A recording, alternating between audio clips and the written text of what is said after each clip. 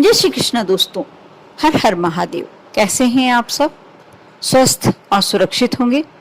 दोस्तों, रविवार के दिन बहुत सारी ऐसी बातें, यदि आपके यहाँ बहुत ज़्यादा क्लेश है, बहुत ज़्यादा अशांति रहती है परिवार के सदस्यों में, छोटी छोटी बातों पर वाद विवाद, छोटी छोटी बातों पर झगड़े लगे रहते हैं, यदि कोई धन संबंधी बहुत बड़ी समस्या है, परिवार में कोई ज़्यादा क्लेश बढ़ गया है, बरकत नहीं है, या आपको ऐसा लगता है कि आप पर बहुत ज़्यादा बीमारियां, एक को कोई बीमारी हुई वह ठीक हुआ नहीं हुआ, दूसरे को कोई समस्या आ गई, इस प्रकार की यदि जीवन में समस्याएं चल रही हैं, बच्चे आपकी सुनते नहीं हैं, या पतिदेव कुछ गलत लाइन पर चले गए हों, यदि ऐसी कुछ समस्याएं हैं, बहुत होता ऐसा है कि जब हमारे घर में कुछ नकारात्मक शक्तियां प्रवेश कर लेती हैं, या कुछ ऐसी अदृश्य दुष्ट आत्माएं जो दिखती नहीं हैं लेकिन हमारे घर में प्रवेश करके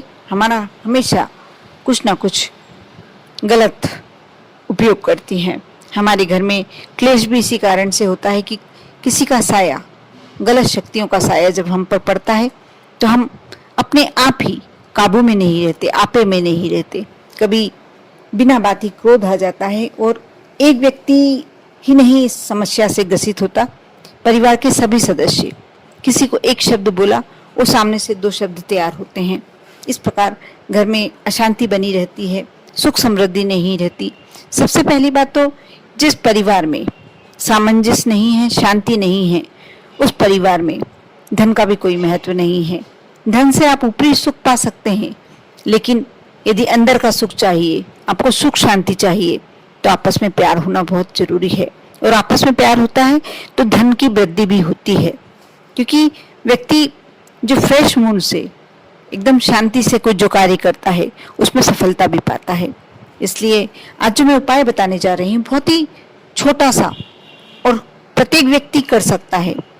ऐसी कोई समस्या ही नहीं है कि कोई कार्य कर ही नहीं सकता।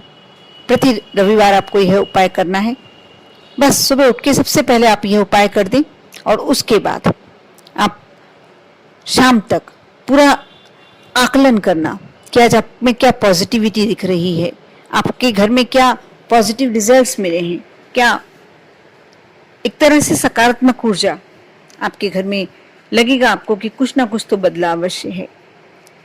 दोस्तों, आपको करना यह है, जो खड़ा नमक आता है, जैसे हम खाने में पिसा नमक यूज करते हैं, पहले खड़ा नमक ही उपयोग में लाया जाता था और घरों में खड़ा नमक भर के रखा जाता था।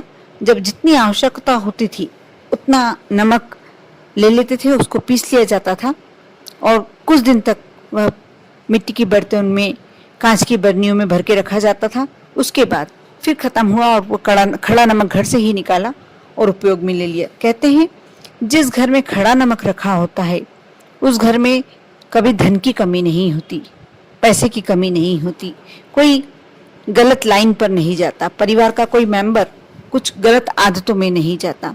ये बिल्कुल 100% सच बात है।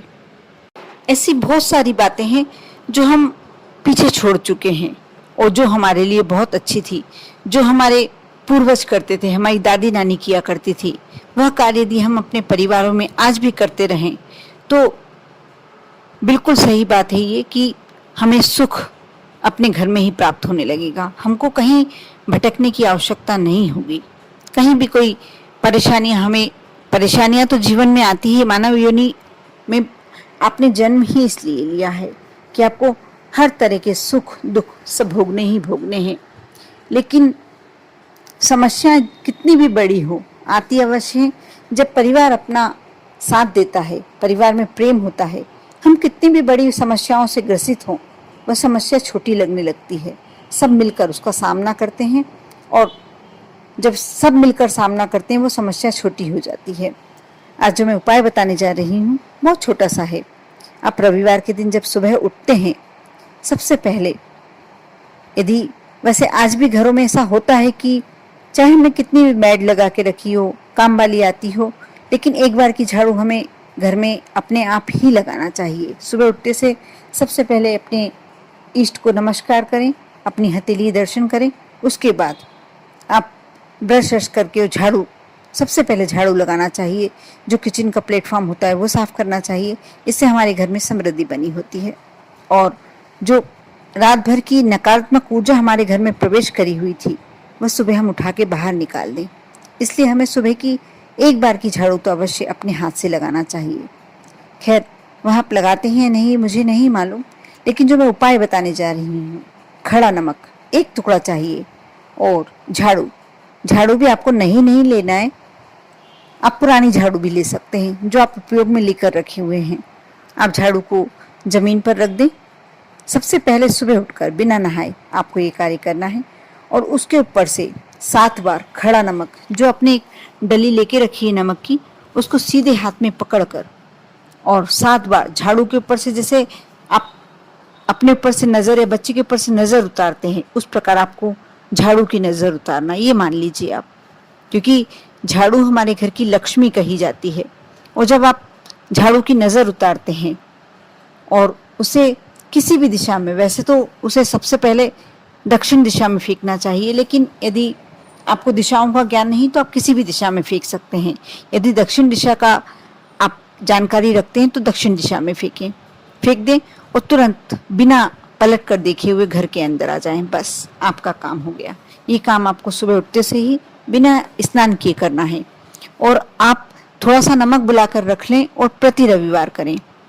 कैसी भी नकारात्मक ऊर्जा, कैसी भी परेशानी आपके ऊपर, कितनी भी बड़ी परेशानी है, धीरे धीरे करके वह परेशानी छोटी होती चली जाएगी और उसके बाद समाप्त हो जाएगी। कोई दूसरी बड़ी परेशानी आपके जीवन में आने वाली भी है तो वह दूर से ही चली जाएगी। बहुत ही, क्योंकि नमक और फिटकरी एक ऐसी शक्तियां हैं जो अनजानी शक्तियों को, अदृश्य शक्तियों को, जो हमारे लिए कुछ बुरा कर सकती हैं, उन शक्तियों को हमसे दूर रखती है। जिस घर में फिटकरी का टुकड़ा रखा हो, खड़ा नमक रखा हुआ हो, उस घर में समस्याएं कम ही आती हैं। यदि आती भी हैं तो बहुत शीघ्र कम होते होते समाप्त हो जाती हैं। यह जो मैंने उपाय बताया है बहुत ही सटीक उपाय है और आजमाया हुआ उपाय है। बहुत सरल उपाय है, इसमें कोई आपको महंगी वस्तु लाना नहीं है। हाँ, खड़ा नमक आज की जनरेशन में हमारे घर में नहीं मिलता, ये आपको अवश्य बुलवाना होगा, लेकिन थोड़ा सा नमक आप खड़ा नमक बुलाकर घर में रख लें, क्योंकि खड़ा नमक घर में रखना बहुत ही शुभ होता है। अब घर के हर कोने में, जैसे आपका बेडरूम है, उसमें कोई डिब्बी में रखकर एक खड़ा नमक रख दें। मैंने पहले अपने वीडियो में बताया है कि आपको टॉयलेट में थोड़ा सा खड़ा नमक अवश्य रखना चाहिए और 8 दिन, 15 दिन, 1 महीना आप उसे रखे रहने दीजिए, उसे फिर फ्लश आउट कर दें।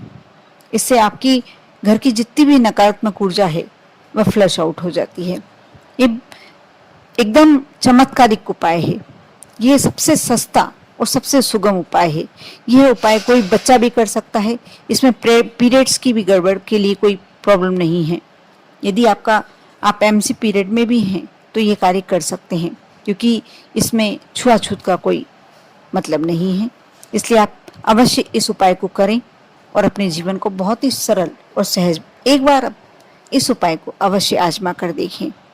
और यदि मेरा यह उपाय आपको अच्छा लगा है तो इस वीडियो को लाइक करें, सब्सक्राइब करें। यदि मेरी आवाज़ पहली बार सुन रहे हैं तो अवश्य सब्सक्राइब कर लें। आप पर और आपके पूरे परिवार पर भोलेनाथ की कृपा हमेशा बनी रहे। ओम नमः शिवाय।